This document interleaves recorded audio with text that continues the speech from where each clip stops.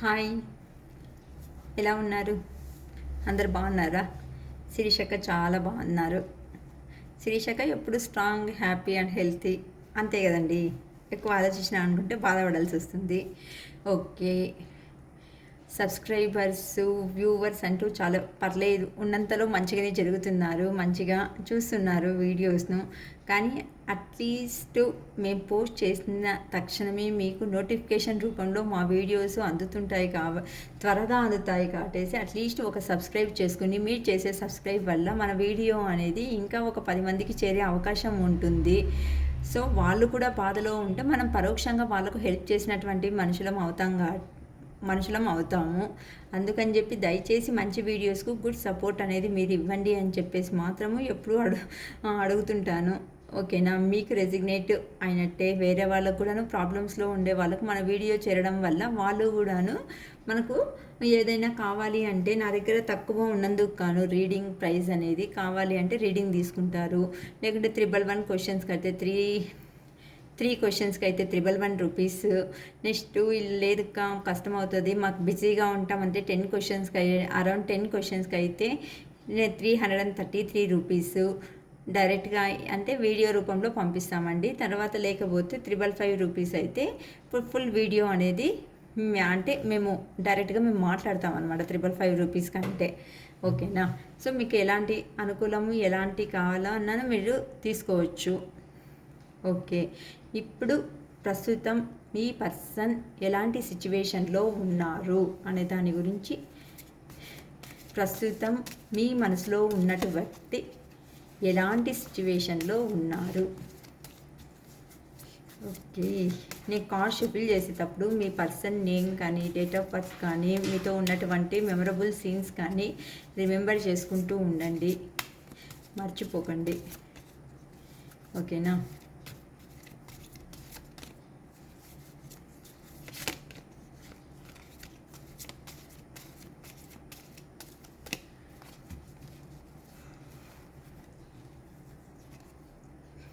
Nine of Cups, Six of Wands,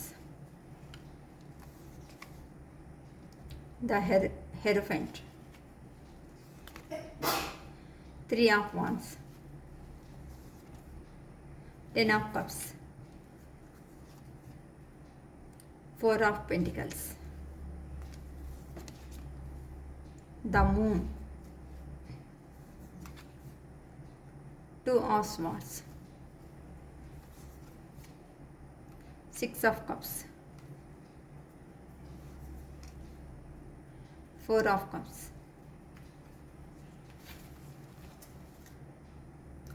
Two of Cups.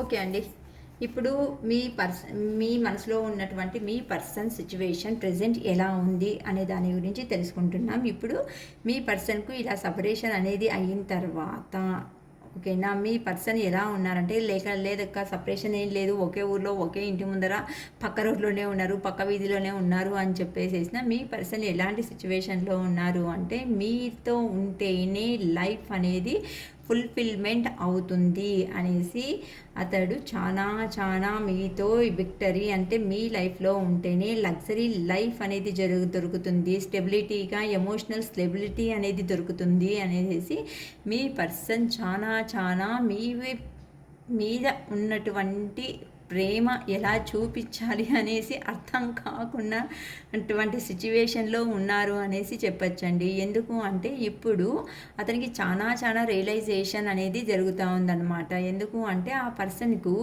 మీ దగ్గర నుండి దూరంగా ఉండిన తర్వాత ఆ ప్రేమ అనేది ఎలా వ్యక్తపరచాలా అనేసి మీ పర్సన్ వాళ్ళకి అర్థం అవ్వట్లేదు. అందుకని చెప్పేసేసి మా పర్సన్ దగ్గర ఇలా వెళ్తే నాకు కావాల్సిన ప్రతి ఒక్క సదుపాయం అనేది దొరుకుతుంది అంటే ఫైనాన్షియల్గా కావాలన్నా హెల్ప్ చేసినటువంటి వ్యక్తులే మీరు. అంటే ఎమోషనల్, ఫైనాన్షియల్, లేకపోతే మాట సహాయం కానీ, లేకపోతే వర్క్లో హెల్ప్ఫుల్గా ఉన్నటువంటి అంటే మీ బిహేవియర్ గురించి చాలా ఎంత ఎక్కువగా అంటే ఇప్పుడు ఇమ్మీడియట్గా ఛాన్స్ దొరికితే మీ ముందరికి వచ్చి ఇలానే వాలిపోవాలా అనే లెవెల్లో మీ పర్సన్కు మీ మీద ఏ ప్రేమ అభిమానం అనేది ఇప్పుడు చాలా పొంగుకొని వస్తున్నాయండి. ఎందుకు అంటే గతంలో మీరు చూపించే ఇష్టాన్ని అతడు మర్చిపోలేదు. 100% మీరు ఏదైతే చూపించినారో అలాంటి ప్రేమని మీకు చూపించాలని మీ పర్సన్ అనేవాళ్ళు తాపత్రయపడుతున్నారు. ఎందుకు అంటే మీ దగ్గర ఉంటేనే ఇలా పబ్లిక్ రికగ్నైజేషన్ అంటే పబ్లిక్లో మంచి పేరు అనేది వస్తుంది, అంటే స్టెబిలిటీగా లైఫ్ ఉంటుంది, ఫైనాన్షియల్ ఆపర్చునిటీస్ అనేది వస్తుంది. అంటే ఏదైనా కానీ వర్క్ పరంగా కానీ మీ పక్కన ఉంటే అంటే మీరు ఒక లక్కీ చామ్ అనేసి చెప్తున్నారండి డైరెక్ట్గా ఒకటేసారి. అంటే నువ్వు అనేది నా పక్కన ఉంటే, మీరు అనేవాళ్ళు నా పక్కన ఉన్నట్లయితే నేను జీవితంలో ఏది అనుకుంటే దాన్ని సాధించగలిగే కెపాసిటీ ఉన్న వ్యక్తిని అనేసి డైరెక్ట్గా నా ద్వారా యూనివర్స్ ద్వారా మీకు చేరవేస్తున్నారండి. అంటే మీరు ఇప్పుడు ప్రస్తుతానికి మీరే అతని లక్కీ చామ్, మీరే ఒక బ్యూటిఫుల్ పర్సన్ లేకపోతే హ్యాండ్సమ్ పర్సన్ అనేసి అనుకోవచ్చు. సో ఇమ్మీడియట్గా మీ దగ్గరికి రావాలి అనేసి చాలా చాలా తాపత్రయపడుతున్నాడు. అందుకోసం అని చెప్పేసి స్వామీజీలు ఇలా గురూజీలతో కూడాను వెళ్ళేసి అక్కడ విషయాన్ని అనేసి ఇలా జరిగింది గతంలో అని చెప్పేసి గతంలో జరిగినటువంటి విషయాలను ఇట్లా స్వామీజీ దగ్గర చర్చించుకునేసి డెసిషన్స్ కూడా తీసుకుంటున్నారు. ఎందుకు మా పరిస్థితి ఇట్లా అయిపోయేసింది, ఇలా లాంగ్ డిస్టెన్స్కో ఇలా దూరంగానో ఉండవలసిన సిచ్యువేషన్ వస్తూ ఉంది అంటే ఖచ్చితంగా మీ పర్సన్ అనే వాళ్ళు ఇక్కడ బాగా క్లియర్గా కనిపిస్తుందండి. మీరు లాంగ్ డిస్టెన్స్లోనే ఉన్నారు, లేకపోతే లాంగ్ డిస్టెన్స్లో లేదుగా మాకేం లాంగ్ డిస్టెన్స్లో లేం, దగ్గరలోనే ఉన్నాం, ఒకే ఊరు వాళ్ళమే అని చెప్పేసి అన్నాను. కానీ ఒకే ఇంట్లో ఉన్నా, ఒకే ఊర్లో ఉన్నా, పక్క వీధిలోనే ఉన్నాను, కానీ మాటలు అనేది లేకున్నట్టుగా మాటలు అనేది ఇక్కడ జరగటం లేదండి. అంటే మాటలు యుద్ధం అంటే సపరేషన్లో ఉన్నారు. అందుకని చెప్పేసి ఆ దూరాన్ని సపరేషన్లో ఉన్నటువంటి దూరాన్ని ఎలా తగ్గించాలి అనేసి మీ పర్సన్ అనేది వాళ్ళకు అర్థం అవ్వట్లేదు. అందుకని చెప్పేసి మీరు ఏమీ మాటలు మాట్లాడకుండా రిప్లై ఇవ్వకుండా మీ లైఫ్లో అనేది ఏం జరుగుతుంది అని చెప్పేసి మీ పర్సన్ అనే వాళ్ళు దూరం నుండినే మిమ్మల్ని అబ్జర్వ్ చేస్తున్నారు. అతనిలో ఉన్నటువంటి ఎమోషన్స్ ఏదైతే ఉందో మీ పైన ఉన్నటువంటి ప్రేమను కూడా హైడ్ చేసుకుంటూ మీ జీవితంలో ఏమి జరుగుతూ ఉంది అని చెప్పేసి అబ్జర్వ్ చేసుకొని ఒక ప్రిపేర్ అనే అంటే ఒక ప్లాన్ అనేది ప్రిపేర్ చేసుకొని ప్రోగ్రెస్ చేసుకునేసి మీ లైఫ్లోకి సడన్గా ఎంట్రీ ఇవ్వాలి. ఇప్పుడంటూ వెళితే మంచి టైం కాదు. ఇప్పుడు వెళ్ళినా అంటే ఏదో రకంగా మళ్ళీ ఇబ్బందుల్లో పడే ఛాన్సెస్ ఉన్నాయి అని చెప్పేసి ఎక్కడికి వెళ్ళినారో ఎక్కడ ఉన్నారో మీ పర్సన్ అనేవాళ్ళు లాంగ్ డిస్టెన్స్ నుంచి మిమ్మల్ని ఒక కంట అబ్జర్వ్ చేస్తున్నారండి. ఖచ్చితంగా ఇక్కడ చేస్తున్నారు కాబట్టేసి దూరంగా అయినందుకే మీ పర్సన్ వాళ్ళకు మీ మీద ఇప్పుడు అభిమానం అనేది పొంగుకొని వస్తుంది అనమాట. ఎందుకు అంటే దగ్గర ఉంటే ఏమవుతుందండి, దగ్గర ఉంటే పదే పదే గొడవలు, ఆ పర్సన్లో అది ఇష్టం కాలే క్వాలిటీ, ఈ పర్సన్లో ఈ ఇష్టం కాలే క్వాలిటీ, నువ్వు తగ్గినింటే బాగుంటాను, నేను తగ్గినింటే బాగుంటాను, ఇలా గొడవలు వస్తుంటాయి అనమాట. అదే దూరంగా ఉంటే అరే ఒక పర్సన్ లేకుండే లోటు అనేది మనకు కనిపిస్తుంది కాబట్టి ఆటోమేటిక్గా గతంలో ఏదైతే చూపించింది లవ్ అండ్ అఫెక్షన్ కానీ మనీ హెల్ప్ కానీ అవన్నీ గుర్తుకొచ్చినప్పుడల్లాను ఆ పర్సన్ పదే పదే గుర్తుకొచ్చేసి ఇంకా చాలా పెయిన్ఫుల్గా వెళ్తూ ఉంటారు.